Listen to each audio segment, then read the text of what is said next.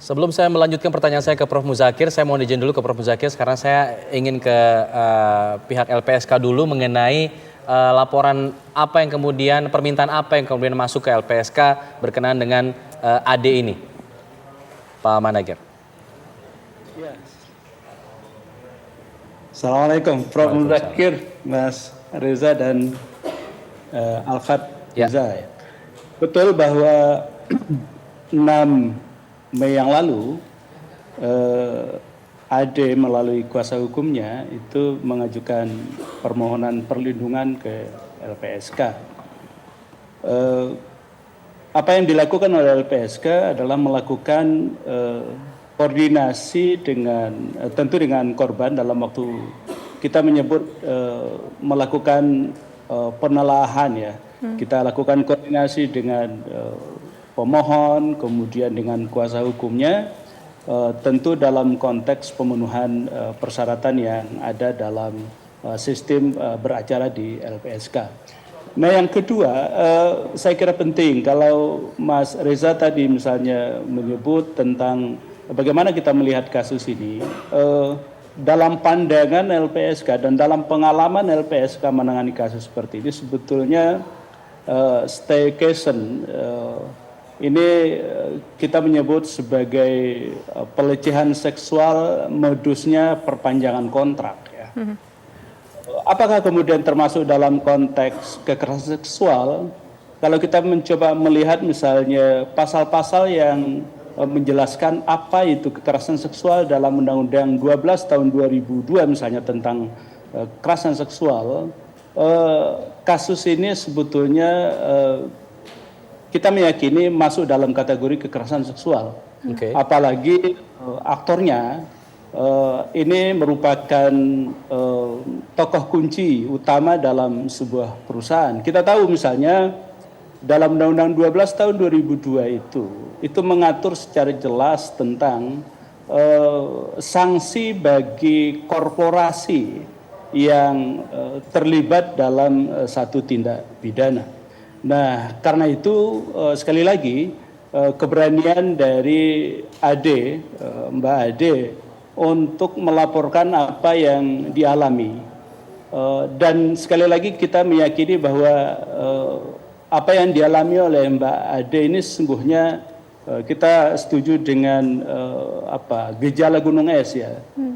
Karena itu kita mengapresiasi keberanian Mbak Ade ini untuk melaporkan ke kepolisian, kemudian menyampaikan ke LPSK. Untuk apa?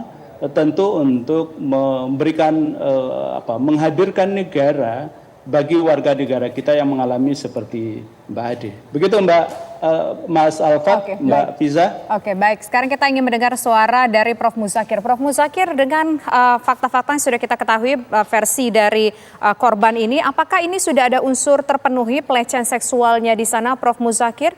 Atau mungkin kekerasan seksual juga sudah terpenuhi di sana, Prof. Muzakir?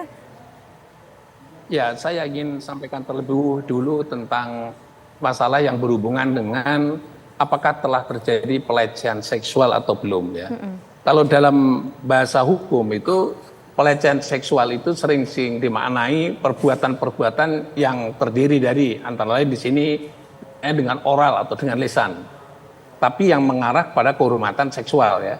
Kadang-kadang dengan gambar, kadang-kadang dengan tulisan, kadang-kadang dengan simbol, dan yang terakhir itu adalah secara mudah buktikan itu kadang-kadang secara fisik ya. Jadi kalau lihat indikator secara umum tentang kejahatan seksualnya itu atau pelecehan seksual itu, menurut pendapat saya itu perbuatannya sudah masuk di dalamnya. Nah, pertanyaan berikutnya adalah apakah ini sudah masuk dalam kualifikasi kekerasan seksual atau belum? Saya berpendapat bahwa kalau dilihat dari relasi kuasa dan pelakunya itu adalah orang yang sebagai atasan, jelas sekali sesungguhnya korban itu menolak itu agak sulit sekali. Tapi saya sependapat dengan LPSK, menghargai sekali bahwa dia berani untuk melakukan perlawanan dengan resiko dia tidak diperpanjang kontrak dari kerjanya. Saya kira itu sesuatu hal, mudah-mudahan itu jadi amal yang baik, karena dengan melakukan perlawanan itu mudah-mudahan yang lain bisa terselamatkan. Nah, salah satu bagian di dalamnya kalau mengandung unsur kekerasan adalah apa yang disampaikan itu mengarah kepada unsur ancaman. Kalau Anda tidak mau, tidak dilanjutin kontrak. Kalau mau, bisa jadi dia dilanjutin kontrak gitu ya. Saya kira itu sudah bagian daripada unsur kekerasan yang terkait dengan pelecehan seksual begitu. Oke, Prof. Tapi ancaman itu tidak terdokumentasikan, hanya berupa klaim nih sementara ini dari pihak korban. Kalau kita lihat dari bukti yang dilampirkan hanya berupa chat yang kemudian tidak terlihat adanya bentuk ancaman itu, hanya berupa foto hotel itu tempat berada, tapi tidak sampai ke ancaman kalau kita lihat begitu. Apakah itu kemudian kuat untuk dijadikan sebuah bukti?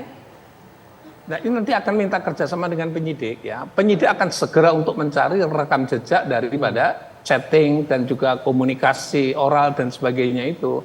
Yang menurut saya nanti dia akan secara jejak digitalnya bisa dilacak nanti itu. Okay. Nanti kalau misalnya bisa rekaman-rekaman suara itu terekam di dalam penyelenggara komunikasi di bidang komunikasi telepon misalnya begitu, saya kira segera penyidik itu bisa melakukan tindakan secepatnya agar supaya itu terselamatkan terlebih dahulu, jangan sampai nanti lewat waktu yang kemudian dokumen itu jadi hilang. Saya kira itu harus segera penyidik bertindak lah begitu.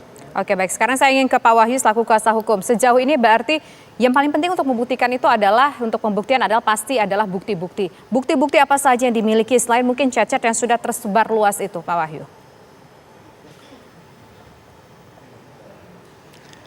Ya mungkin nanti ada foto-foto juga, mungkin saksi yang kita adalah saksi yang akan kita perdalam. Oke, Pak Wahyu tadi Ade katakan kemungkinan ada pihak-pihak lain atau orang lain yang juga dijadikan korban modus yang sama oleh pelaku. Apakah ada orang-orang tersebut juga ikut meminta bantuan kepada Pak Wahyu untuk menyampaikan kasus ini ke muka hukum begitu?